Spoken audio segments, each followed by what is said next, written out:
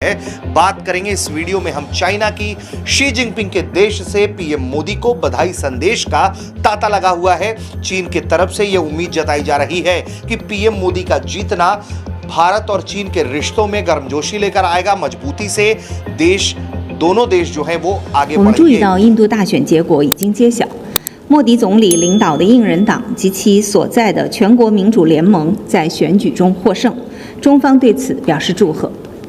一个健康稳定的中印关系符合双方共同利益，也有利于本地区乃至世界的和平与繁荣。 ज्यादा कि चाइना हमारा फ्रेंड है और चाइना ने कहा है कि we are ready to work with India.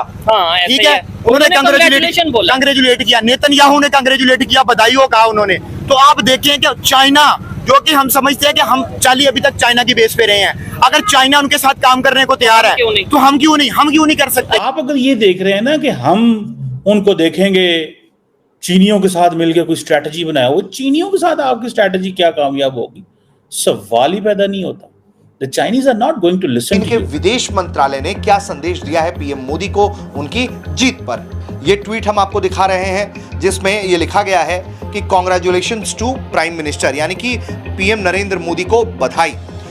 BJP और नेशनल डेमोक्रेटिक अलायंस यानी कि एनडीए जिस तरीके से उसने ये चुनाव जीता, हम ये उम्मीद करते हैं कि इंडिया चाइना के जो रिश्ते हैं वो स्वस्थ और स्थिर होंगे। और दूसरा आप देखें कि अब वो तीसरी दफा लगातार प्राइम मिनिस्टर बना है, इसकी वजह से पॉलिटिकल स्टेबिलिटी आई है।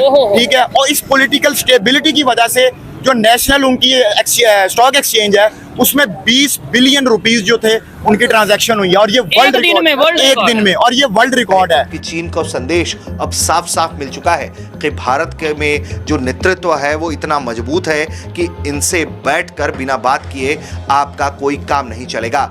जय हिंद दोस्तों। तो दोस्तों, चाइना की तरफ से भी नरेंद्र मोदी जी को शपथ लेने से पहले ही बधाई आ चुकी।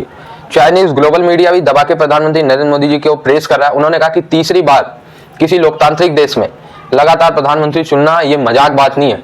अभी तक 2000 के बाद भारत ही उन देशों में से है, सन 2000 बाद के, जैसे 2000 के बाद से भारत में ही एक ऐसा देश है जहां लोकतांत्रिक तरीके से चुन के 3 बार कोई लगातार राष्ट्र का प्रमुख बना हो या पीएम बना हो। ये ग्लोबल टाइम का प्रेज है। चाइनीज स्पोक पर्सन का कहना है कि नरेंद्र मोदी जी के साथ हम कोऑपरेट करके काम करने के लिए उत्साहित हैं।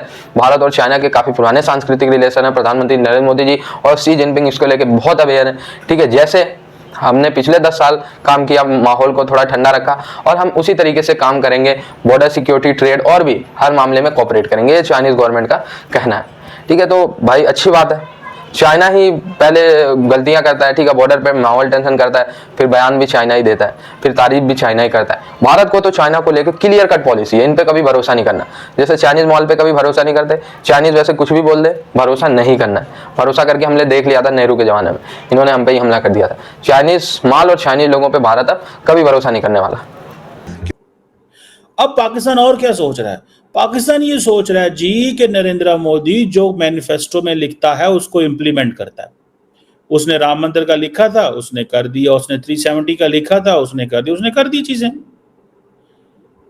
अब कई लोग ये कह रहे हैं जी, मुझे तो ऐसे लग रहा है कि जैसे पाकिस्तान के अंदर खौफ आ गया, नरेंद्र मोदी आ गया, हालांकि खौफ वाली बात ही कोई नहीं है। और वो कह रहे हैं जी कि मैनिफेस्टो में इंडिया ने, बीजेपी ने अपने मैनिफेस्टो में नहीं लिखा हुआ कि वो आजाद कश्मीर को बाय हुक और क्रुक विद फोर्स लेंगे, नहीं लिखा हुआ। ये रेटरिक है। कई लोग कहते हैं रेटरिक खत्म हो जाएगी, मेरा नहीं ख्याल रेटरिक खत्म होगी, चलेगी, but on the basis of situation. उन्होंने आपको, they have put you are standing on your toes, आप अपने टोज पे खड़े हुए हैं। कब उनका मैसेज आएगा, कब उनका फोन आएगा, ऐसे थोड़े मुल्क चलते हैं। पाकिस्तान की नरेंद्र मोदी को इतनी ही जरूरत है जितनी इलेक्शंस में तड़का है, बस। इससे ज्यादा कुछ भी नहीं है, इससे ज्यादा कुछ भी नहीं है। अगर आप समझते हैं कि इससे ज्यादा है तो ये आपकी भूल चौंक है। कुछ भी नहीं है आपकी वो उस हवाले से। तो डोंट ब्रिंग, वो नहीं लेके आते इस चीज को यार, वो नहीं लेके आते और ना ही वो लेके आना चाहते हैं। वो समझते हैं कि हमें तो ज़रूरत ही कोई नहीं है, इनसे बात क्या करना है। इंडिया एक और डिफरेंट लाइन एंड लेंथ में चल रहा है।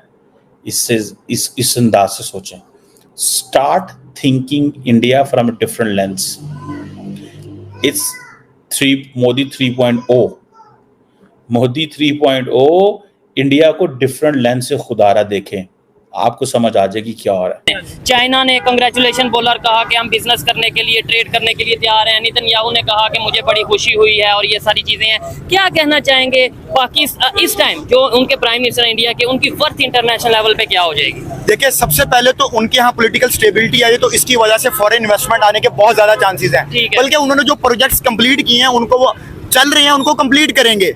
और उनकी जो फॉरेन पॉलिसीज है, जैसे कि अब मामला रिसेंटली चल रहा है ईरान के साथ जो मामला चल रहा है वो आगे की तरफ जाएगा। उसके बाद रशिया और यूक्रेन का जो मामला चल रहा है वो आगे की तरफ जाएगा।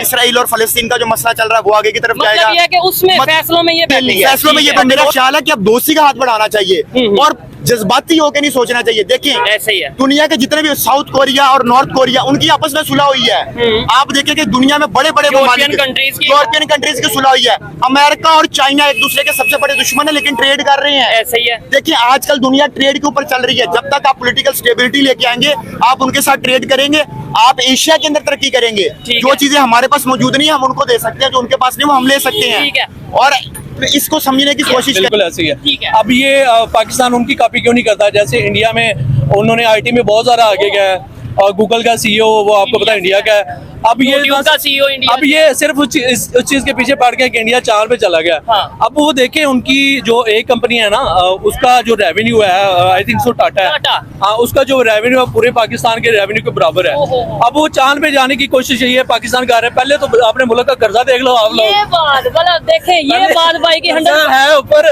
और आप जा रहे हो चांद पे। नहीं, मुकाबला हमने अगर करना है तो हम इसमें करें ना, वो दुनिया की 5वीं बड़ी इकॉनमी बने, हम भी 5वीं बन के दिखाएं करें। अदरवाइज देखिए, जिस कंट्री ने आगे जाना वो तो जा रहा है, जिन्होंने ट्रेड करनी है वो कर रहे हैं। अब तो इवन वो कहते हैं कि हमें पाकिस्तान से ट्रेड की जरूरत नहीं, वो ये कहते हैं कि हम लेट्स सपोज आप ये बात कर रहे हैं ना कि भाई हमें ट्रेड करनी चाहिए, ये करना चाहिए। मैं गारंटी से कहता हूँ नीचे बहुत से कमेंट आएंगे कि भाई हमने नहीं करनी, क्योंकि वो कहीं ना कहीं नाराज नजर आते हैं कि जब भी हमने पहल की, हाथ बढ़ाया, हमारा कुछ ना कुछ कभी बम्बई अटैक, कभी कुछ, इसके ऊपर भी तो कोई वर्क करने। देखें, जब भी आप एक चीज नोट करें, जब भी हम करीब आने लगते हैं तभी कोई ना कोई ऐसा इंसिडेंट हो जाता है। जैसे मनमोहन सिंह और परवेज मुशर्रफ के दरमियान एक मामला तय पाया था, उसके बाद मुंबई के टैक्स हो गए।